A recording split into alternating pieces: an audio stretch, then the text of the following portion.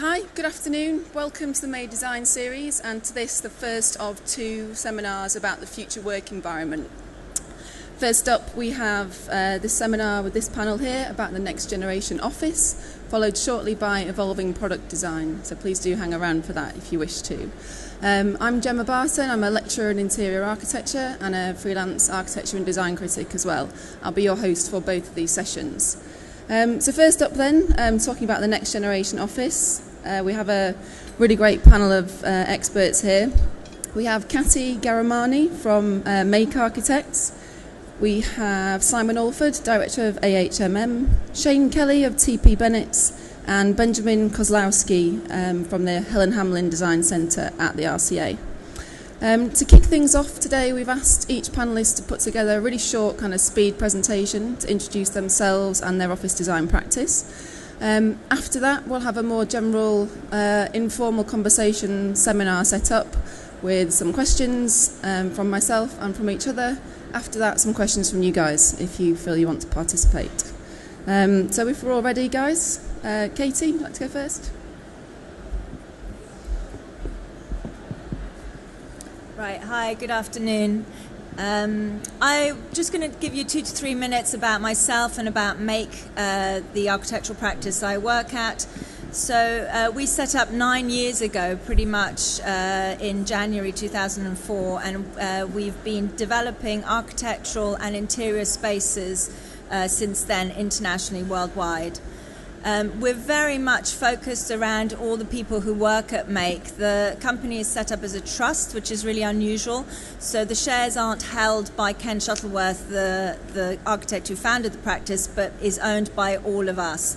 That engenders a different ethos within the practice of how people engage and feel ownership of the place where they work. And I thought this was quite relevant in terms of we're discussing workplace design today.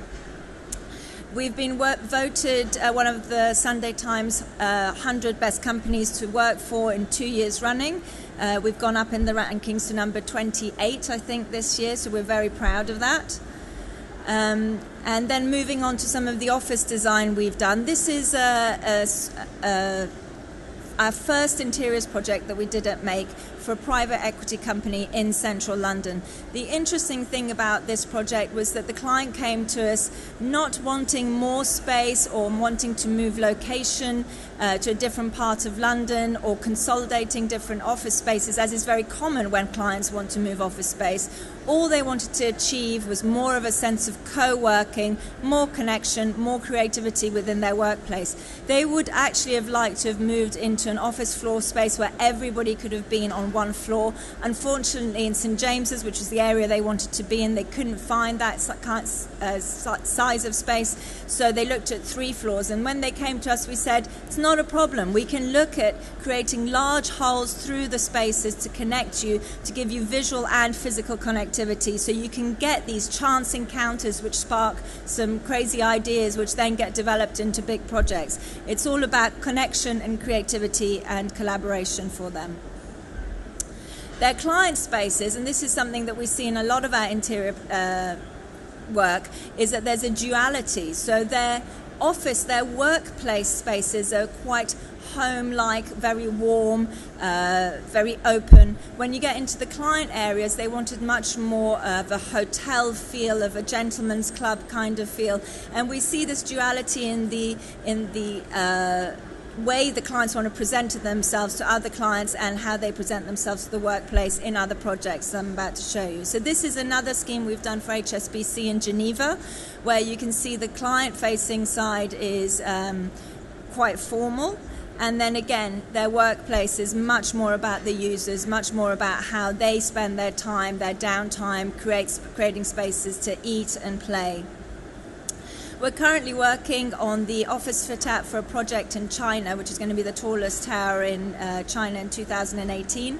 And again, the interesting thing about this design is, I can't show you the actual designs, this is the tower here, is that it's a spec office building, and yet within this spec office building they're bringing in club floors, so the users will be able to go down, and these are large club floors with restaurants, bars, business lounges, all kinds of spaces, a bit like a first-class airport lounge.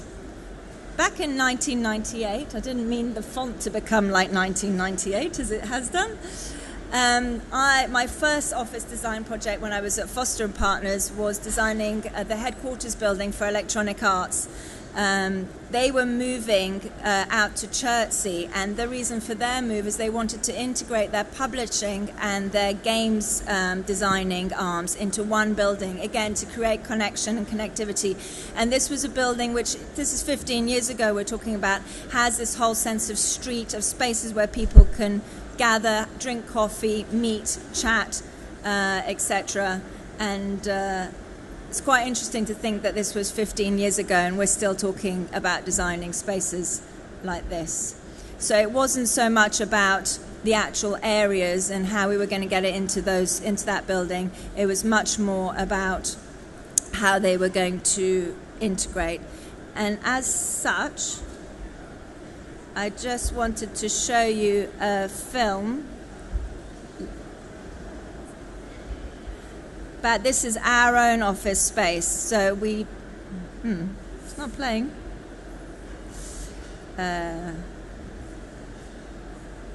Anyway, it's not playing for some reason. What we created in our own office space was very much this hub space, which is about people working, meeting, and on every Friday we all gather together to knowledge share, to drink beer, chat, see some presentation either by somebody external or internal, but it's very much about creating spaces away from your desk where you can collaborate, co-work with others, and new ideas flow from there. Thank you. Sorry about the video. Thank you, Catty. Next up, we have Simon.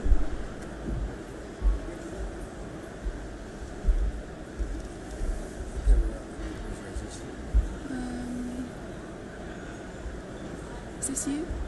Yes, excellent.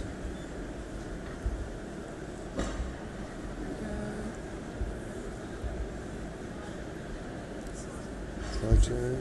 F5.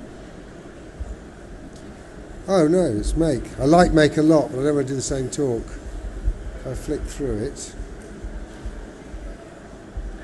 Excellent. Thank you, Katie.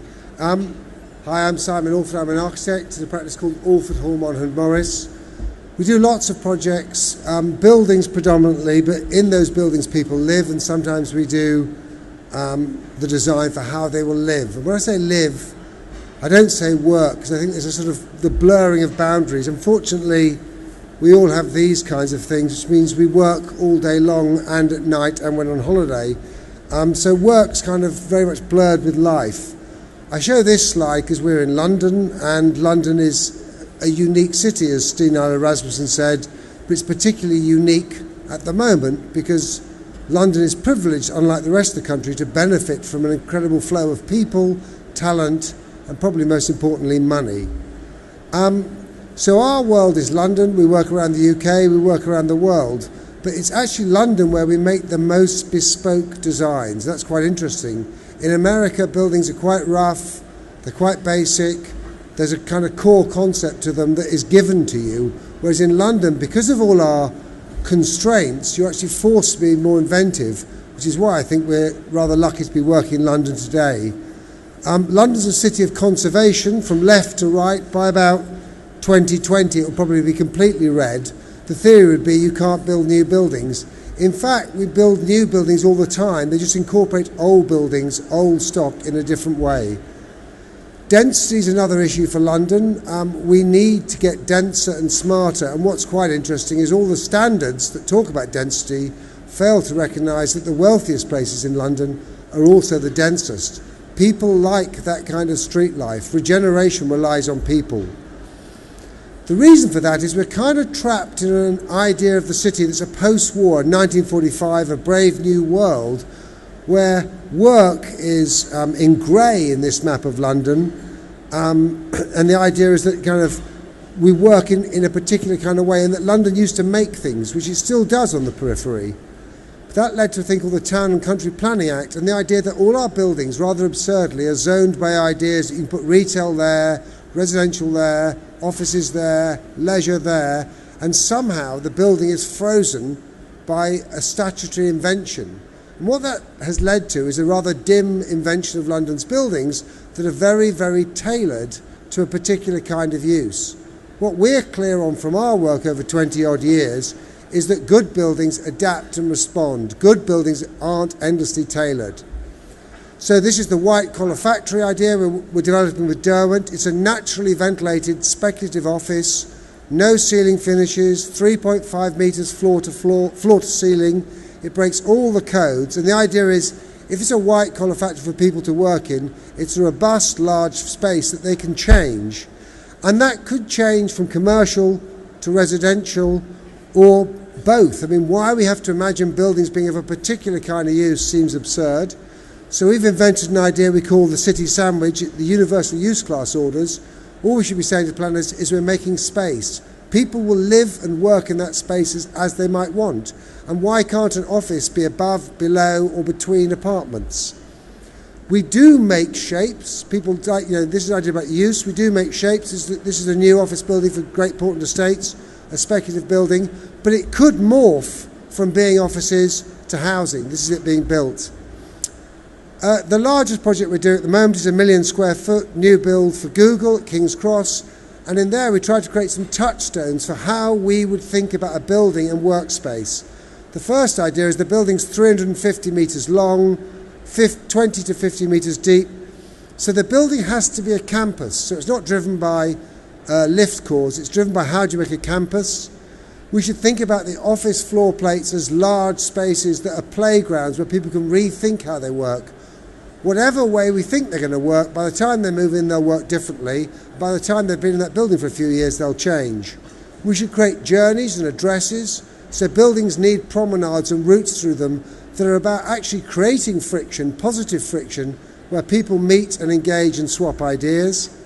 We should use the undefined space of a building, the interstitial space between inside and out, between rooftop and sky, to allow a kind of changing suite of uses. And then we've developed an idea of the lean building. The building lasts 100 years. The stage sets, which might be the gym, the swimming pool, the auditorium, last 20 years. And the props are moved by people almost daily. And all that gives us an idea that everything to achieve that needs to do a lot more than it normally does. So we talk about convergence, and a building should do twice as much with half as much. Although occasionally, as architects who like to spend money on particular events within a building, it's not all about austerity. We do half as much for twice as much. Thank you very much.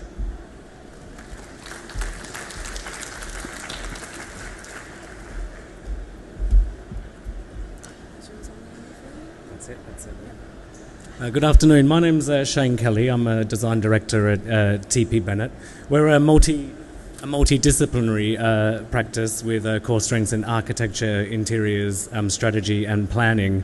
I work on the interior side, and the core of our business on that side is corporate fit out.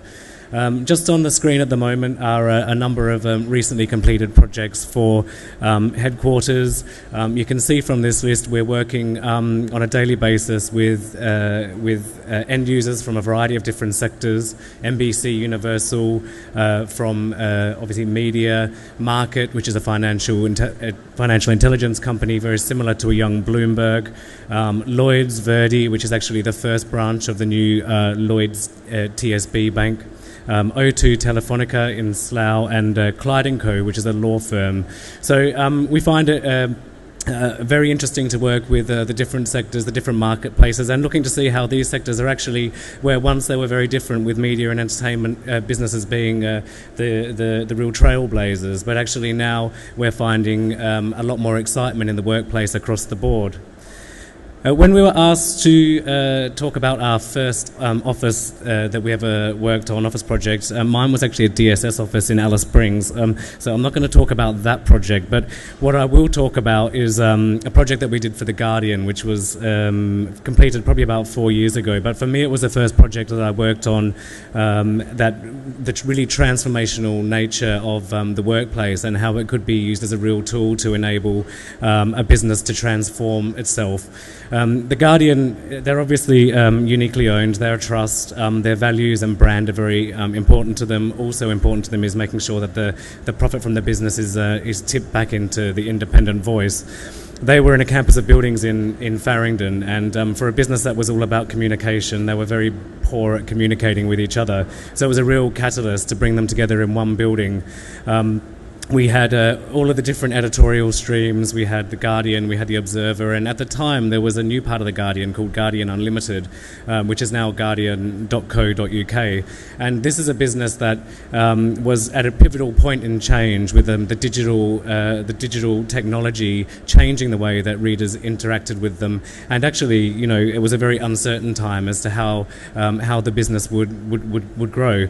So we created a space for them where we brought all businesses together in one building. It was a building that was very interesting to The Guardian because it was, as Simon was talking about, it was a multi-use building. It's King's Place by Dixon Jones in King's Cross. So as an alignment with the arts and also with the readership and their community, the building was very appealing to them because it had gallery space, it had restaurants, it had the first purpose-built concert hall since the Barbican. So it was a really fitting home for them.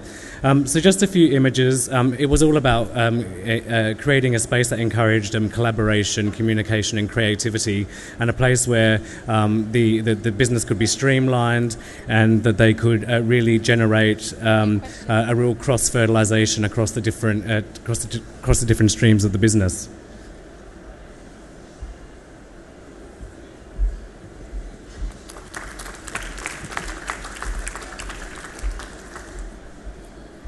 Hello, my name is Benjamin Kozelski. I'm a research associate at the Helen Hamlin Centre for Design at the Royal College of Art. And the project I want to talk about briefly is a project called Workscapes, where we work together with a consortium of 4 industry partners, which were Herman Miller, GlaxoSmithKline, a company called Plantronics, and the Bossons Group. And really the aim was to better understand how people work and how they actually use buildings and the built environment. And we all know that new technologies have enabled more mobile and flexible ways of working, but we still find a lot of people being tethered to their desks all day long to make sure they seem to be busy. So we carried out a series of case studies with 3 organisations of different types that work in different types of buildings in different locations. And we developed a user research toolkit, which basically consisted of very simple diagrams and a series of stickers as prompts for the conversation and to help us to map people's working days together with them, both in the office and in the neighbourhood. And then to contextualise that, we developed a design framework to really help put the findings into the context of the building itself. And this consists of out of 4 key elements of urban design actually that we're applying to workplace design. The first is circulation. We have points of interaction like the classic water cooler. We have large objects and landmarks that help wayfinding and group gathering. And we have reprogrammable surfaces, essentially areas that are used for different purposes. I'll very briefly show you how we actually apply that. So this is one of the case studies we worked with. It's a business consulting organisation with around 1,500 people in a central London location. And for this organisation, this building is really important to bring people together as they're a very mobile business. And this is what diagrammatically a typical floor looks like. You have essentially a very Taylorist office with rows of desks and a series of meeting rooms. And really what we want to do is to strip back all the stuff and see actually what things look like underneath on a much more functional level. So when you use the design framework, it becomes quite clear why, for example, this organisation has very low levels of face-to-face communication, very low levels of mobility within the office, and very few opportunities for people to get together and work together, although this is actually one of the key functions this building is supposed to serve. So we have large uninterrupted surfaces, a series of meeting rooms that all look the same, very few points of interaction, and only very efficient ways of moving through the building. We then actually used the same framework to break this up and to speculate on how we could actually tweak this floor plan to better suit the needs of the organisation, as well as the needs of the users, as identified through the user research. So we introduced a larger range of different surfaces, areas that are used for different purposes. We have more landmarks to help people find their way around or to create meeting points, far more smaller points of interaction that are scattered around, and different ways of circulating through the building to allow people to bump into each other more often. And that really is then what the whole thing looks like. So overall, it's really about, a lot of this isn't really rocket science, but it's really about having a methodology to interview people and to kind of figure out what the key needs of a business are. and the individual user needs, and actually having a way of acting upon that research. So in a sense, in comparison to the work we've seen already, it's almost about taking a step back and to interrogate the briefing process and determine what really the key drivers are for office design. Thank you.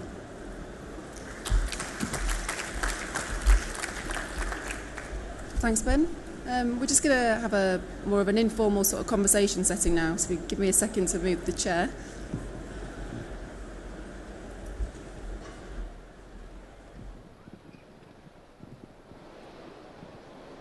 Is that on? Yeah. Okay. Thank you, guys, for that. Really interesting. I think I'd like to start sort of my first question, having probably, like many people in the audience, worked in a really rubbish office at some point. And I wondered if what you guys thought were sort of the most common mistakes or failures in current office design at the moment. Is this on? Yeah. Shall I start? I think we as designers can get too caught up in how things look sometimes rather than how the users actually want to interact with it.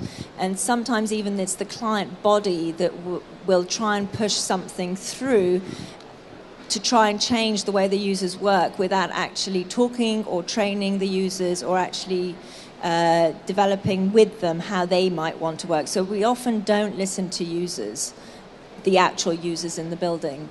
We're often responding to briefs which are not user-led, they're client-led, and there's a slight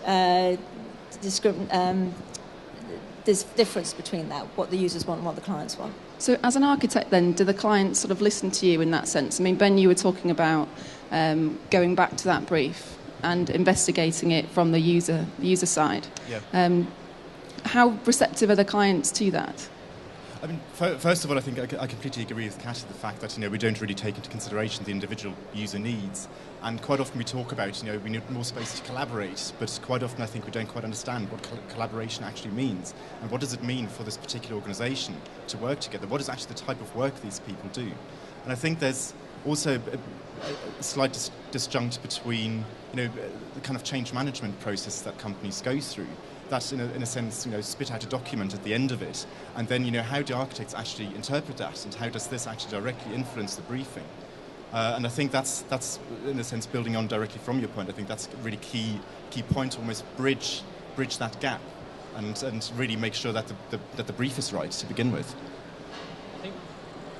I think there's a degree of aspiration as well with clients, and you have fantastic interiors for people like Google, and there's so many times you walk into a meeting and those are very well publicised now. They're publicised outside of the industry, and everyone's very much more aware. But I can't recall the amount of times I've been with a client who thinks that the best thing for their office would be to have a double-decker bus or something, because it's seen as something different. They don't understand the reason why it's appropriate for the Google client, and that all comes back to having a real understanding of what your client's brief is, what they're going to do in that space, and actually the fact that what it does is far more important than what it actually is. It's always interesting being the last to answer because they've all answered all the questions already. I think one of the things is to remember as a designer is if it's a dysfunctional organisation, you can't make it a good organisation through your design. I'd much rather be in a functioning organisation in a terrible building than in a wonderful new headquarters built to solve a dysfunctional organisation. So I think that's well worth recognising the limits of design. I don't go around designing dysfunction. Yes, you've got to. I mean, there's famous jokes about the architects who design a house. At the end of it, the conclusion is actually you don't need a house, you need a divorce. The danger is you kind of empire building, all these things, people get carried away. And as designers, we get carried away and we start designing the office for the future. Well, the point is the future's now, and we don't. One thing we know is we don't know where the future is. And actually what you're really designing is an office that has certain key landmarks or qualities, and let people change it. Because in 5-6 months, let alone years, the organisation and how it worked will have changed. So you're really creating some kind of memorable characteristic and then a field of play which people can adjust. Otherwise, you're just describing the new, latest model for office design that will become last year's model, another outmoded methodology of design. Absolutely. I think an interesting point there is perhaps a lack of understanding at the business side of things, and that many sort of clients mistake collaboration for interaction or vice versa. Collaboration obviously suggests that people are working together within the business, within the industry. And I think a lot of clients perhaps mistake that for sort of breakout spaces, places for people to interact when they're not working. So they spend a lot of their time and money designing these sort of double-decker bus kind of garden spaces with fancy slides and things like that. Rather than focusing on ways of aiding actual working interaction. Have you found that? I'll go first this time. I think actually the mistake in your question is that work does not occur only in one place. There's this great quote, "Work's not a place you go, it's a thing you do." That was a quote in Vitra's shop window near our office. I disagree with it. I think work is a place you go to do things. Those things are not all traditionally work.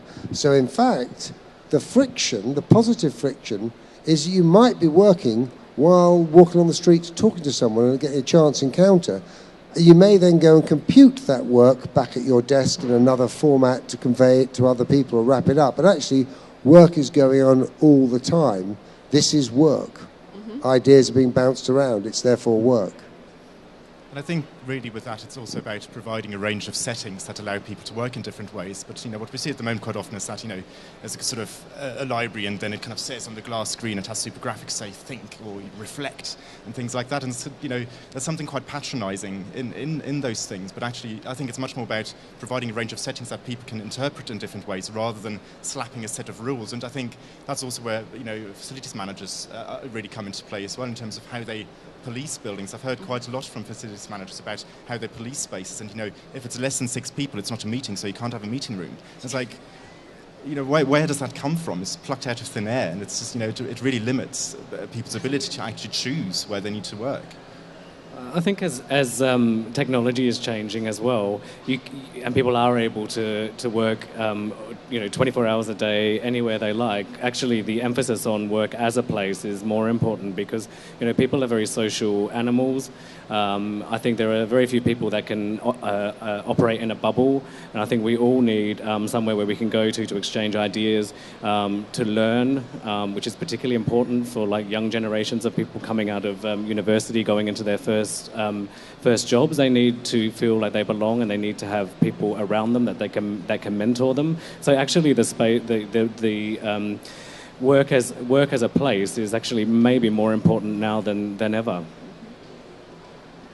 I think it's also very interesting to look at other typologies where, as Simon was saying, people don't just go and work in the office, they're working everywhere. And if we look at things like private members clubs, places like Shoreditch House, etc., it's during the day people are all working there, they're not playing. And so why do they prefer and go work there rather than somewhere else? It's interesting to look at that. I think that's what you were saying, Simon, about the trying to curate the chance encounter is something that's sort of quite a difficult thing to do, and something that quite a lot of people have tried to solve through kind of design gimmicks in that sense. And as a lead on from that, I think it would be interesting to hear from you guys sort of what percentage of your work at the moment is kind of refurb of currently poorly designed or dysfunctional offices. We're doing a lot more refurb at the moment. In fact, we've just worked on an interesting project for PwC, who recently completed a project in Moor London that was in a brand new building, fantastic views by the river. Their other premises is Embankment Place, which is that large building over the Embankment Station, which was a very, very dated and tired building. And we've been working with PwC on a complete regeneration of that building, and actually just stripping it back to its basics. And when it comes down to it, buildings of that generation are actually very good buildings. There's fantastic floor-to-ceiling height. It's got 2 lovely big atria, which let daylight, penetrate into the building. But it was all lost under kind of years of evolution of the office space. What we're finding now, and we thought it would be a very hard battle to win, to bring it up to a standard that would compete with more London, but actually, I think working harder sometimes with existing buildings to refurbish them, to give that better quality of space is a real challenge. But there is definitely a lot more of that type of work in the marketplace at the moment. When I started out in architecture, we didn't think it was architecture unless it was new. Now, I think it happens wherever you happen to make architecture. So it's up to the designer's ability. What's interesting that's changed about let's call them the generic building background rather than the activity of occupation, is 10 years ago, people wanted you to get to lifts as quickly as possible and get to office floors as quickly as possible, and they wanted those office floors to be as generic as possible, like black box theatres. And the idea was it's generic space. It was called vanilla, and you could do whatever you like with the vanilla. You could sprinkle some stuff on top or put a ripple in the middle of it. Now what we're finding is actually the weirdness of London and the city and the strangeness of a rights to light cut, a strange corner, a double height bit, something happening, the strange idiosyncrasies, whether it's old or new. Actually, vanilla is no longer good enough, and people want some kind of personality. Any art director, from what I understand, and I'm not one, tells me they'd rather work in a challenging, old-fashioned theatre than be giving an ultra-flexible black box, because you can do anything in the black box, you do nothing. Give someone a sort of building with personality, character, and different spatial characteristics, and you can react to it. So it's a kind of positive thing about learning from the incidental in both old and new. I think as Simon's saying, we always look at the refurb option for clients, and clients themselves are often looking at that because, for example, on one project we did, the refurb option saved 1 year in the program. That's a lot of money for the client in terms of rental values.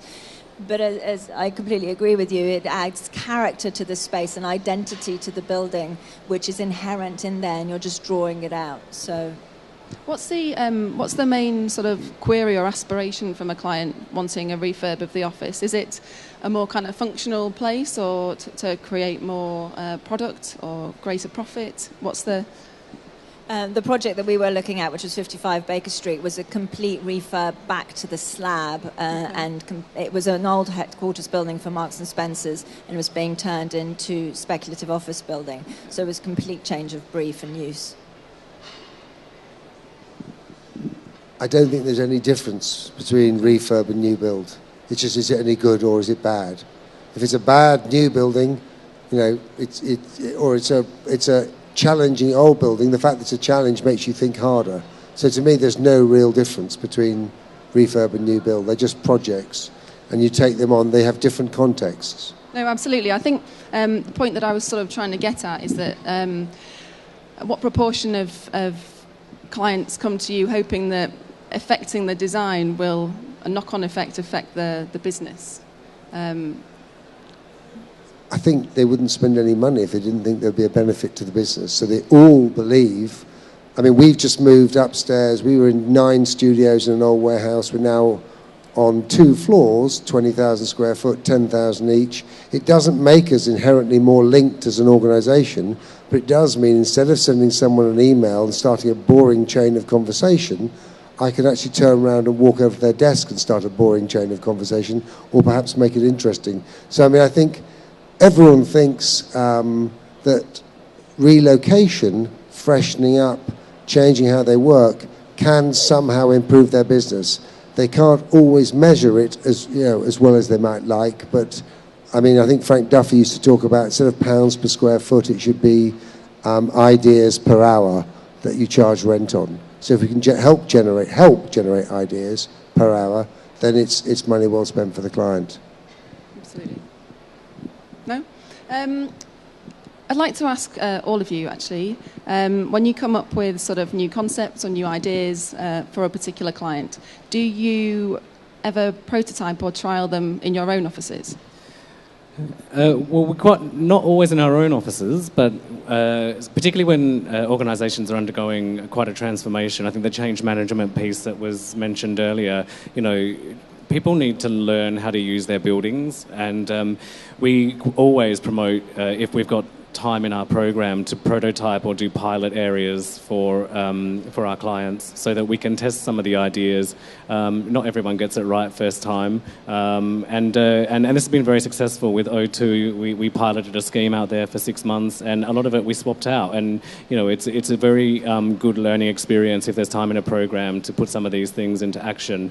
We're also working on the UBS headquarters at the moment, where we're collaborating with Make, and they're at the moment piloting agile working all over Europe now, with the intention that it actually gets implemented in the new building. So it's a very valuable exercise. We're always trialling, prototyping things, not necessarily for clients, but for ourselves. I think we're our own ultimate client. We're often, as I think a lot of designers are, short of space, want more space, and how do we create more space for ourselves to draw, to sit down, to get away from the desks? So how do we affect the desk design, size of desk design, sharing desks, hot desking? We've trialed a lot of different things. 1 monitor, 2 monitors, 3 monitors becomes too many. We're constantly trialing things out, finding out for ourselves, evolving our own studio design to make it better. In terms of the hard wiring of buildings, one of our clients, Shuttleworth London, has just spent £2 million building a working prototype of part of a new office building. That sounds like a lot of money, and it is. But actually, if you build a £200 million investment and you've got it wrong, that's money well spent. And you can learn a huge amount about the space, environmentally, the feel, the look, the cladding.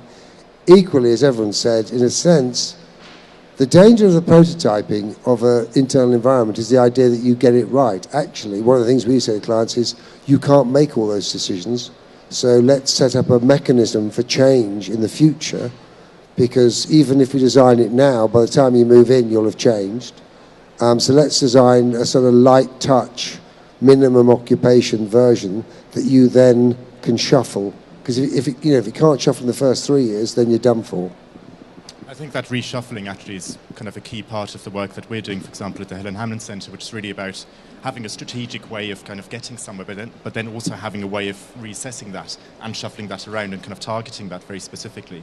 So we're actually carrying that on with a series of case studies now to see how, first of all, how the framework informs the brief itself, but then also how that can begin to evolve as needs change.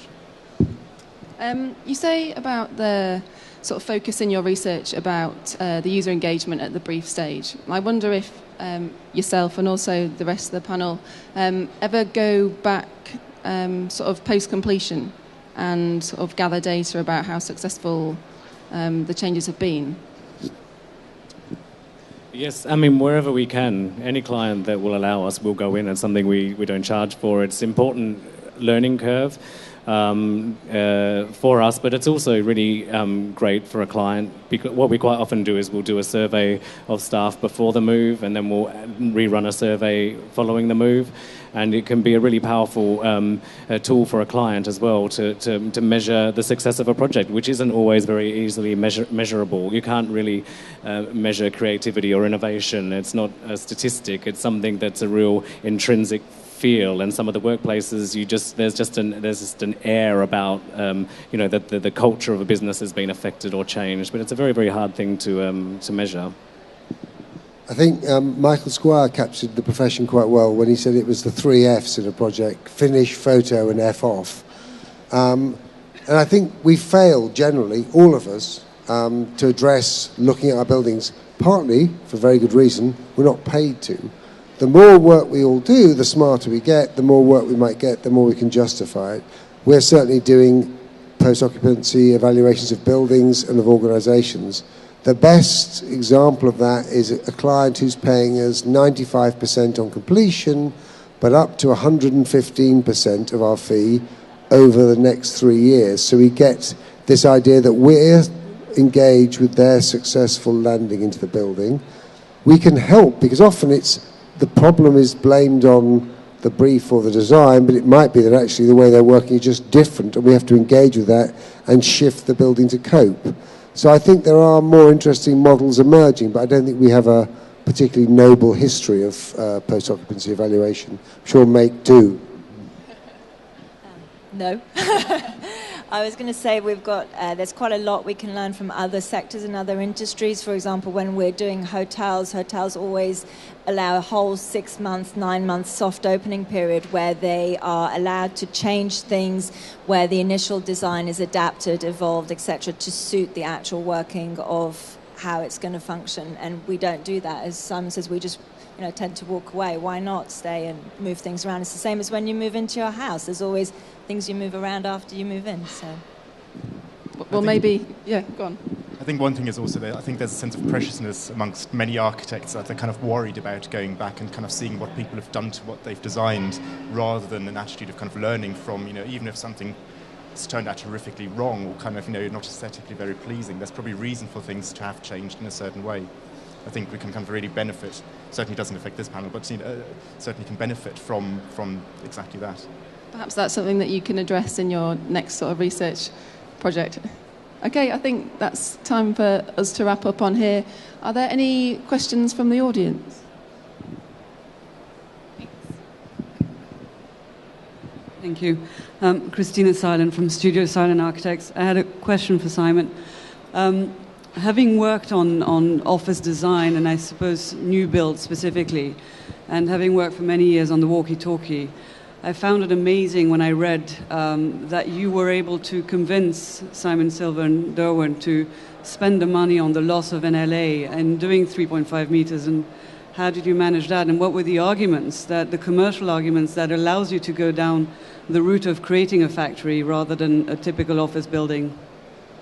I'd love to take full credit for that myself, but I would say that any designer works with their client, and we've built, 12 projects with Derwent, so it's been a journey, stripping away finishes, making rawer buildings, learning from old buildings and translating that into new buildings.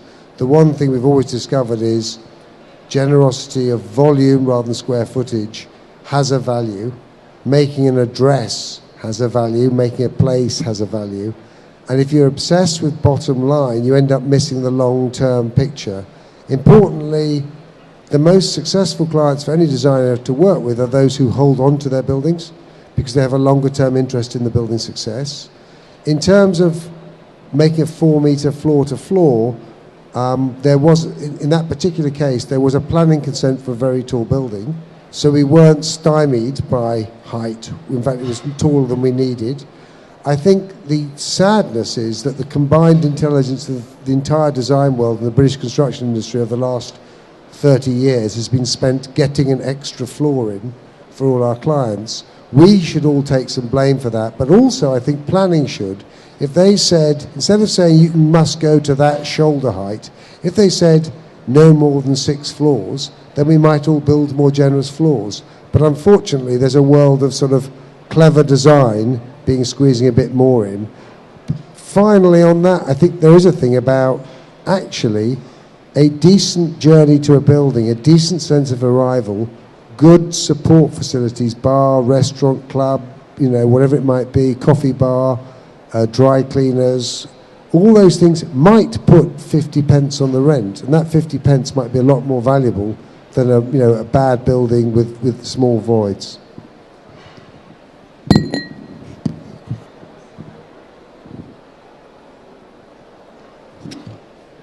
Do we have any other questions? Hi, Will Shields from Herman Miller. I was just wondering, how much do you guys, as designers, rely on the products that are available to you in creating these new working environments?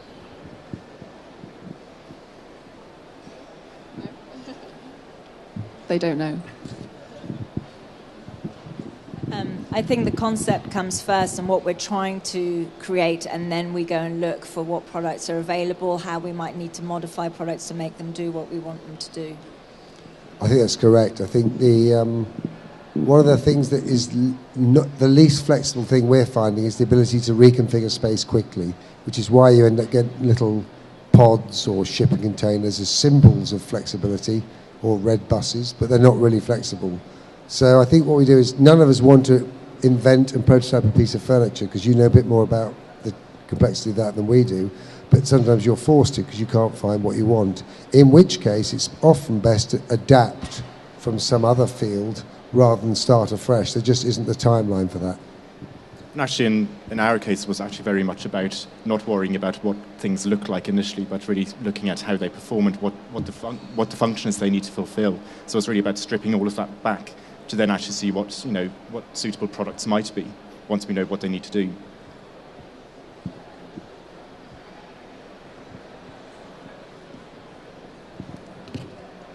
If that's it for the questions, I think so. All right. We'll finish then, I think. We'll wrap up. So a huge thank you to Catty, Shane, Simon and Ben, and for you guys for listening. Thank you.